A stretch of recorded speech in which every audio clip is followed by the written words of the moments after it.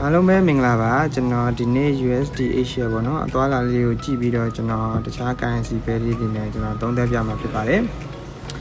USD ကိုကြည့်မယ်ဆိုရင်တော့သူကလက်ရှိလောလောဆယ်မှာတော့ဒီ resistance တွေဖြစ်တဲ့ဇုံလေးတွေ resistance ဇုံလေးတွေဖြစ်သွားတော့သူရှေ့ဘက်ကဖောက်သွားပြီပေါ့နော်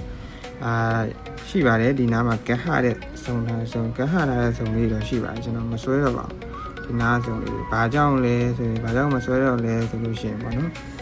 သူ weekly candle ကိုတွားကြည့်မယ်ဆိုလို့ရှိရင်ရှေ့အပတ်တော့သူလုံးဝ candle ကောင်းကောင်းနဲ့ပိတ်သွားတာကိုမြင်ရမှာပါ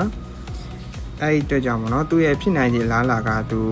နည်းနည်း retest နည်းနည်း retrace ဆေးပြန်လာပြီးတော့သူဒီ weekly main resistance ကိုတွားဖို့လားလာပုံများပါတယ်အဲ့အကြောင်းကိုကျွန်တော် chart currency pair ကြည့်မယ်ဆိုလို့ရှိရင်ကျွန်တော် USD ဘက်ထမ်းမှာနေမယ်လို့စဉ်းစားထားပါတယ်ဥပမာ EU လေးကိုပြပါမယ် EU လေးကိုကြည့်မယ်ဆိုရင်တော့ဖြင့်ဒီနားမှာပေါ့နော်သူ support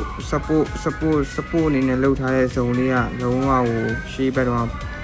ကျိုးသွားပြီဖြစ်ပါတယ်အခုလောလောဆယ်တော့ဒီကောင်က retest လေးပြန်လာလို့ရှိပါတယ်ဘာကြောင့်ဒီနားမှာတော့ဇုံတစ်စုံတော့ရှိပါတယ်ဒီနားမှာဇုံတစ်စုံလေးတော့ရှိပါတယ်ကျွန်တော်မဆွဲတော့ပါဘူးဘာကြောင့်လဲဆိုတော့ကျွန်တော် USD ရဲ့အသွားလာကိုကြည့်ပြီးတော့သုံးသပ်ထားတာဖြစ်တဲ့အတွက်ဒီဇုံလေးကိုကျွန်တော်မယူတော့ပါဘူးဒီနား retest ကိုပဲစောင့်ပြီးတော့ဒီနားမှာ candle confirmation လေးယူပြီးတော့ကျွန်တော် risk ယူဖို့ကျွန်တော်စဉ်းစားထားလို့ဖြစ်ပါတယ်နောက်တစ်ခုလေးထပ်ပြီးတော့ပြပါမယ်နောက်တစ်ခု GBP ပေါ့နော် GBP လေးကိုပြပါမယ် GBP လေးကိုကြည့်မယ်ဆိုရင်လည်းဒီရှေ့မှာဒီမှာ resistance လုပ်ပြီးတော့ဒီနားလေးမှာ support အနေနဲ့လှုပ်ထားပါတယ်အဲ့ဒါကိုဒီနားမှာ support ဆိုအနေနဲ့လှုပ်လာပြီးတော့လုံးဝချိုးချရတာဖြစ်ပါတယ်ရှေ့ဘက်ကြောင့် candle ကောင်းကောင်းလေးနဲ့အဲ့တော့ဗျာကျွန်တော်က USD ပဲချမ်းပါပဲစဉ်းစားမှာဆိုတော့ကျွန်တော်ဒီနားကိုဖြစ်စေဒီဇုံနားလောက်ကိုဖြစ်စေဒီပေါ်ဇုံနားလောက်ကိုဖြစ်စေ